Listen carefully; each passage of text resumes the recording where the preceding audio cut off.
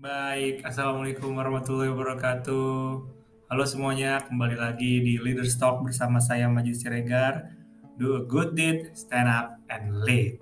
Nah, kali ini kita akan ngobrol-ngobrol bersama alumni sekolah vokasi.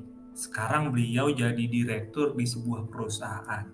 Nah, langsung aja ya, kita sambut. Ini dia beliau, Teh Bella Nadita. Nah, Halo, halo Assalamualaikum. Teh Bella, gimana kabarnya Teh? Sehat-sehat, Alhamdulillah. Gimana Wajib? Kabarnya Alhamdulillah sehat? juga sehat. Oke, halo Teh. Jadi Teh Bella sekarang kesibukannya apa ini? Kalau ditanya kesibukan saat ini, aku masih ngajar. Aku masih ngajar di FISIP di Universitas Pakuan. Salah satu Hmm, dosen komunikasi sudah kurang lebih 11 tahun di situ. wow. Kemudian saat ini aku menjalani sebuah bisnis outsourcing, salah satu perusahaan outsourcing yang ada di Indonesia, namanya Indo Integritas Perkasa. Jadi Oke. perusahaan ini adalah salah satu anak perusahaan agensi yang sangat besar sekali di Indonesia, namanya PT Indo 5 Perkasa. Nah, PT Indo 5 Perkasa ini sudah 27 tahun dan membuat anak usaha, salah satunya anak usaha aku ini PT Indo Integritas Perkasa gitu. Baik, baik.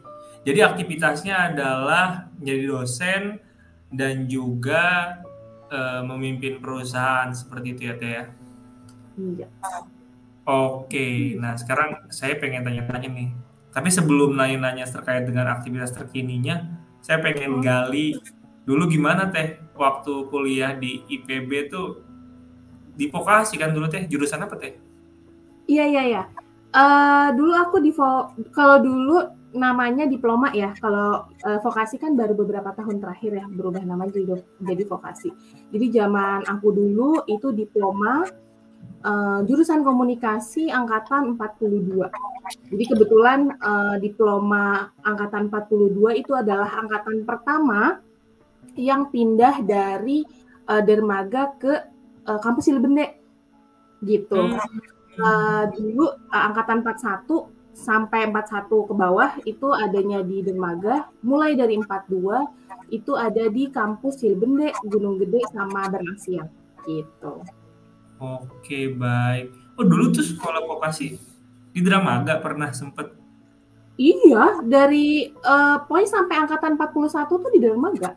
Baru angkatan aku aja yang 42 ini yang pindah ke Cilebende Oh gitu. artinya dulu tuh IPB kalau yang di kotanya itu yang untuk S2 ya, yang Barenang Siang ya. Cilegon itu kampus S2 vokasi ya. juga sebenarnya S2 juga beberapa jurusan aja sih. Karena lebih banyak lagi, cuman ada beberapa lah. Lingkungan kalau nggak salah yang di Bernang Siang ya. Lainnya sih adanya di dermaga. Aku S2-nya di dermaga kok. FEM. Oh gitu. Oh, oh. Hmm. S2 di IPB juga. Oke, menarik nih. Jadi Iya. Teh Bella ini S1 komunikasi di diploma IPB dulu namanya ya. Sekarang sekolah vokasi. Terus habis itu S1-nya di Jadi gini, aku D3 komunikasi di IPB, uh, S1 manajemen di IPB, S2 IPB. manajemen IPB juga. S3 belum, belum nih, belum. Belum, Oh jadi S3 IPB belum. banget ya Teh Bella ini. Lumayan, lumayan, Soalnya sekarang udah nggak bisa ekstensi Teh. lumayan IPB banget, lumayan. Gimana? Kan? Jadi sekarang tuh nggak bisa ekstensi lagi dari vokasi. Iya, iya. Dulu Aku masih pun bisa kan ya. waktu itu ekstensi tapi beda jurusan. Jadi ya nambah banyak ya saat itu ya. Oh gitu, bener bener bener bener. Nah ini jadi Mm-mm. nyambung nih sama kerjanya sekarang karena tadi ternyata manajemen. Nah, Ya. oke. Kita lanjut ke bagaimana aktivitas Teh Bella nih ketika jadi mahasiswa dulu ngapain aja Teh? Eh, Apa kuliah, gitu? ngerjain tugas udah pasti, mungkin warga-warga IPB Raya ngerti ya apa yang aku katakan di sini gitu. Sebenarnya dari dulu gitu. Apalagi aku dari D3 sampai S2 gitu. Jadi tahu banget gitu ritmenya kuliahnya gimana, tugasnya seperti apa. Tapi selain itu aku juga berorganisasi. Kebetulan saat itu aku tergabung di BEM di diploma gitu. Balik lagi karena angkatan 42 ini adalah angkatan pertama yang ada di kampus Cilibende gitu ya. Jadi BEM aku pun BEM pertama di diploma nih gitu. Jadi kita tuh mungkin seperti BEM fakultas-fakultas lainnya yang ada di dermaga, tapi kita namanya BEM diploma gitu. Oke, jadi dulu artinya Teh Bella ini nggak cuma aktif sebagai mahasiswa yang ngerjain tugas. Kalau anak-anak vokasi, mungkin di sini kalau yang nonton, ini ngerasain nih gimana tugas-tugasnya vokasi ya. Tapi juga aktif jadi ini ya, di organisasi ya. Nah, sekarang saya pengen tanya deh, apa manfaatnya aktif di organisasi dengan aktivitas Teh Bella sekarang itu ada manfaatnya nggak sih Teh? Oh ya, ada banget. Terutama sebenarnya gini sih, kita dalam bekerja yang kepake itu menurut aku adalah soft skill kita ya. Kita nggak tahu nih, misalnya saat itu aku kuliahnya komunikasi dan manajemen, aku nggak tahu pada saat itu aku akan kerja seperti apa sih gitu ya. Kebetulan memang aku saat itu lanjut asisten dosen, lanjut dosen sampai sekarang. Nyambung nih sama komunikasi aku gitu. Tapi kan aku juga sebenarnya nggak tahu, ibaratnya nggak ada yang tahu sebenarnya nasibnya bakal jadi kayak gimana gitu. Apakah nyambung apa enggak sama background pendidikan yang kita ambil saat kita kuliah atau enggak gitu. Nah, berhubungan sama organisasi itu, menurutku itu paling berpengaruh dalam kehidupan kita, terutama dalam dunia bekerja. Yang pertama, kita tahu cara bekerja sama dengan orang lain, gitu ya. Yang kedua, kita tahu bagaimana sih cara kerja dalam kelompok, gitu.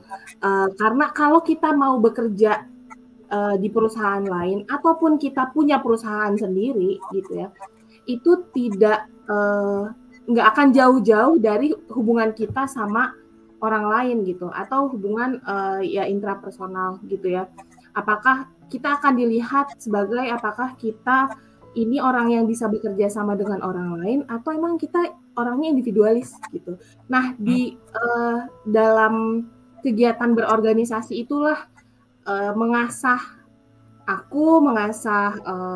mungkin semuanya juga sama gitu ya, dalam kita bisa bekerja sama orang lain gitu. Baik. Artinya memang berorganisasi ini akhirnya dapat soft skill ya tadi yang nggak bakal bisa didapetin cuma kuliah pulang kayak gitu ya. Iya banget ya.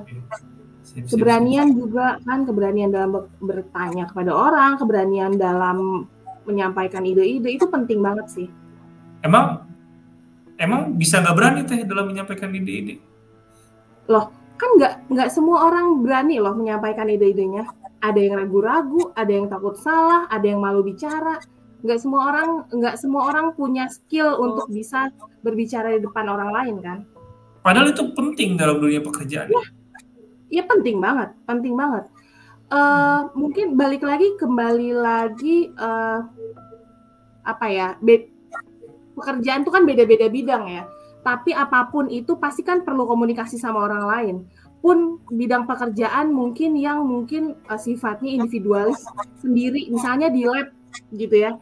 Kalau di lab kan mungkin nggak perlu, saya nggak tahu ya, apakah perlu banyak berhubungan sama orang atau enggak. Tapi pun juga kan harus mengkomunikasikan bagaimana misalnya hasil penelitiannya dan lain-lain lah gitu. Benar. Dan nggak semua orang itu berani mengungkapkan idenya seperti apa. Nggak semua orang itu berani berbicara di depan orang banyak, tuh nggak semua orang. Dan di organisasi itulah kita dilatih ya untuk bisa mempunyai kemampuan seperti itu gitu. Oke, nah itu ya teman-teman ya. Jadi bagi teman-teman yang mendengarkan ini, khususnya bagi teman-teman yang masih mahasiswa nih, jadi manfaatkan kesempatan jadi mahasiswa itu tidak hanya belajar di kelas, tapi juga berorganisasi, karena manfaatnya itu banyak banget. Oke Teh, kita lanjut. Nah, jadi Teh Bella itu gimana Teh ceritanya dari vokasi lanjut S1 Hmm. lalu S2 gitu. Jadi gimana memang perencanaan karirnya gitu Teh untuk terus mengenyam pendidikan sampai Eh, S3? Kalau perencanaan karir jujur nggak ada ya. Hmm. Aku cuma nerusin sekolah aja pokoknya. Yang penting harus nerusin sekolah. Apalagi D3 ya saat itu bilangnya sebutannya kan D3 gitu. Saat itu D3 itu ya kita harus lanjutkan ke jenjang S1. Kebetulan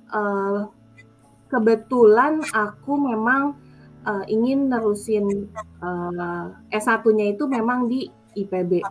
Tapi di IPB itu nggak ada ekstensi komunikasi gitu ya. Jadi ada beberapa temanku yang nerusin ekstensi komunikasi ke beberapa universitas lain, misalnya ada di Unpad, ada di UNS gitu ya, yang ada jurusan komunikasi. Tapi karena aku pengennya di IPB, jadi aku ngambil yang kurang lebih linear lah gitu dengan komunikasi. Jadilah aku masuk FEM gitu ya. Jadilah aku masuk jurusan manajemen. Kampusnya di Berenang Siang gitu. Itu kalau S1. Kemudian karena aku sejak aku lulus diploma, aku jadi asisten dosen di diploma gitu ya. Hmm. Jadi untuk mata kuliah analisis teks media gitu waktu itu gitu. Terus lanjut sampai aku selesai S1. Jadi aku saat itu kerja sambil kuliah gitu, pagi sampai sore sampai malamnya kerja, jam 7 aku lanjut ekstensi sampai jam 11 malam. Terus kayak gitu setiap hari sampai aku lulus ekstensi. Setelah aku lulus ekstensi, alhamdulillah aku punya kesempatan untuk jadi dosen di Universitas Pakuan. Nah, seiring berjalannya waktu, setelah beberapa tahun ya aku kerja di situ, aku diminta untuk melanjutkan S2 gitu. Nah, dari situlah aku melanjutkan S2 gitu. Karena aku background-nya adalah manajemen, jadi aku lanjutin manajemen di IPB. Baik. Ini menarik nih untuk digali nih teman-teman. Nah, jadi kan Teh Bella ini sekarang jadi dosen ya di Pakuan. Udah 11 tahun tadi katanya. Nah, yang menarik adalah tadi kan Teh Bella sambil kerja juga tuh untuk Ya, sambil ekstensi ya. Dan sekarang iya. posisi jadi direktur di Indo Integritas Perkasa. Mm, Nah, mm. itu boleh ceritain nggak Teh? Kenapa bisa gitu ya? Akhirnya sekarang di posisi ini dalam usia menurut saya relatif muda ya 35 tahun. Itu apa saja gitu ya yang menjadi faktornya? Apakah networking ataukah selama ini memang kerjanya bagus jadi direkomendasikan orang atau gimana Teh? Eh, ini lumayan panjang sih Gak ceritanya. apa-apa, Jadi pengen denger cerita. gini. Jadi kalau tadi aku udah cerita, aku diminta untuk apa ya? Aku diminta untuk sekolah lagi S2 untuk bisa diangkat menjadi dosen tetap gitu ya saat itu gitu. Ya. Kemudian aku mengambil S2. Setelah selesai di tahun 2008, maka proses itu pun berlanjut ya, proses pengangkatan itu diusahakan gitu. Tapi hingga tahun 2021 itu belum juga bisa diwujudkan gitu ya, karena satu dan lain hal lah gitu saat itu gitu. Sempat ini sih, kalau mungkin ini ada yang bisa diambil ya, mungkin kalau bisa ada sedikit yang bisa diambil gitu. Saat itu aku lumayan ini ya, lumayan kok gini ya gitu. Kok aku udah berusaha apa yang diminta aku ya aku jalani gitu ya. Tapi memang karena beberapa pertimbangan saat itu memang belum bisa terwujud gitu ya. Aku sempat ngerasa gue ini udah sekolah susah-susah banget gitu, dan proses sekolah S2 gue tuh nggak gampang sama sekali gitu.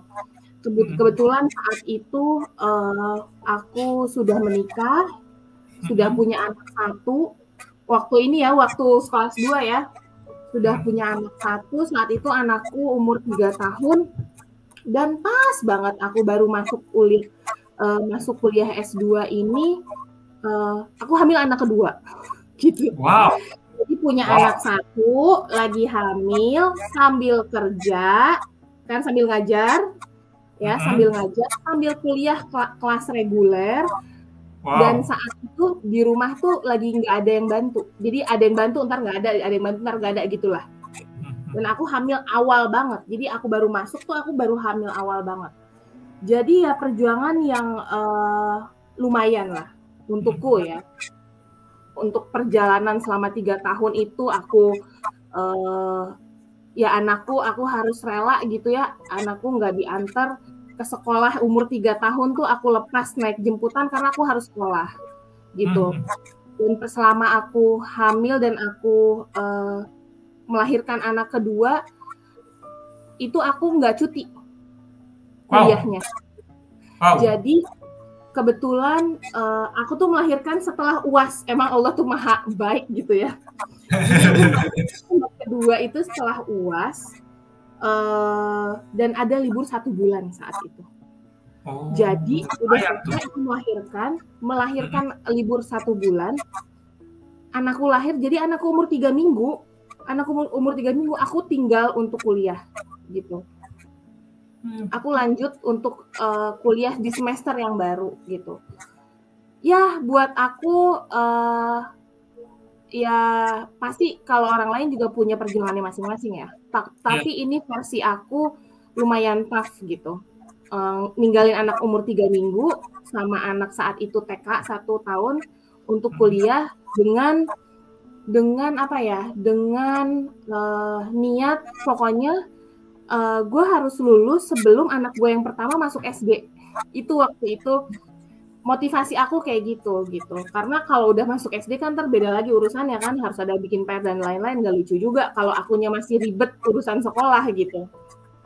Terus berjalan, diusahakan seperti itu, tapi juga pada saat selesai juga ternyata tidak sesuai dengan apa yang aku tuju saat itu gitu. Sempet ya kenapa gini ya gitu. Tapi saat itu aku yakin nggak mungkin gue sekolah ini sia-sia, nggak mungkin. Gitu. Gue nggak tahu apa deh nih rahasia di balik ini gitu. Mungkin sekarang terlihat sia-sia ya, gue udah sekolah tapi kok apa yang gue inginkan belum tercapai gitu. Mungkin saat ini terlihat sia-sia, tapi gue yakin banget pasti ada manfaatnya, nggak tahu apa tapi gue yakin gitu. Saat itu kayak gitu.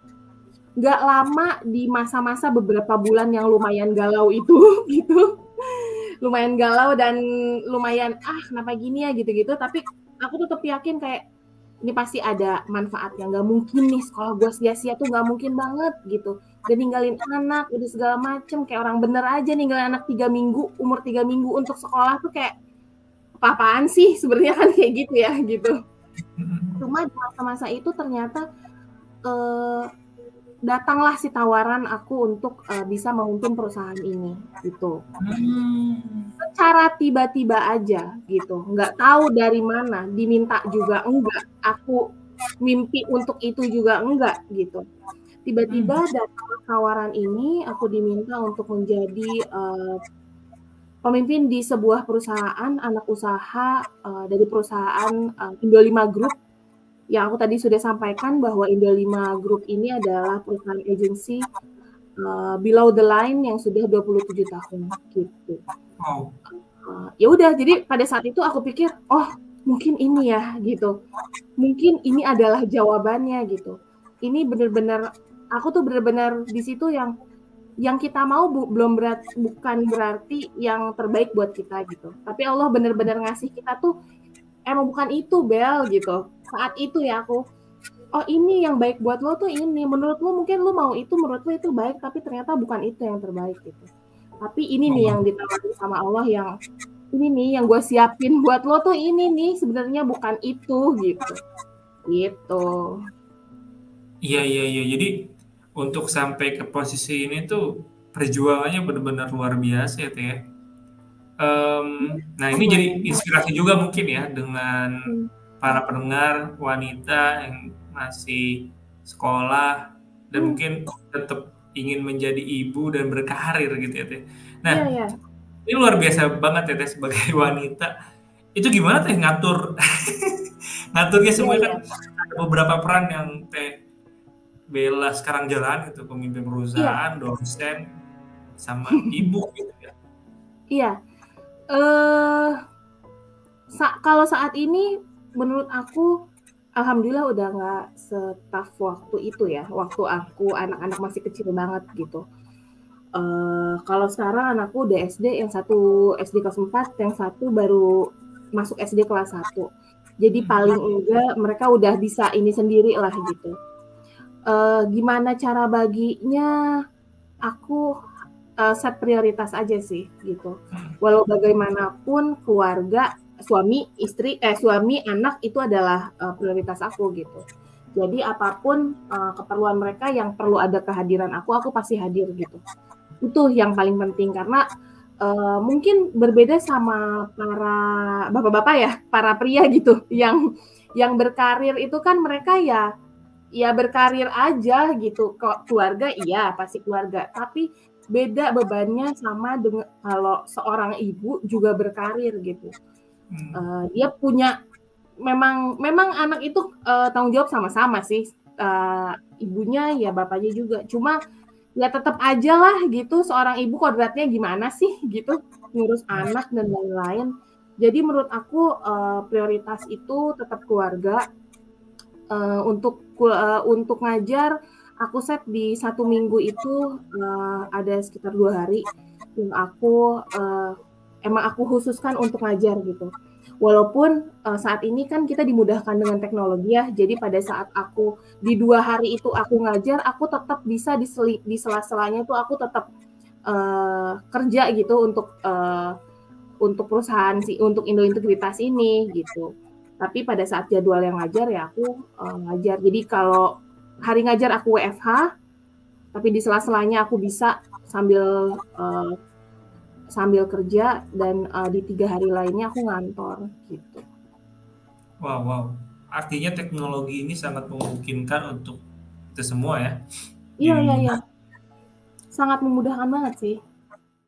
Orang nggak akan suka atau kita nggak akan dipilih kalau attitude kita nggak baik. Atau kita bahkan tidak akan dipertahankan di pekerjaan kalau attitude kita nggak baik gitu. Jadi ya menurut aku attitude itu paling utama sih. Gitu. Bekal hidup banget baik dalam mencari pekerjaan maupun dalam hal yang lain.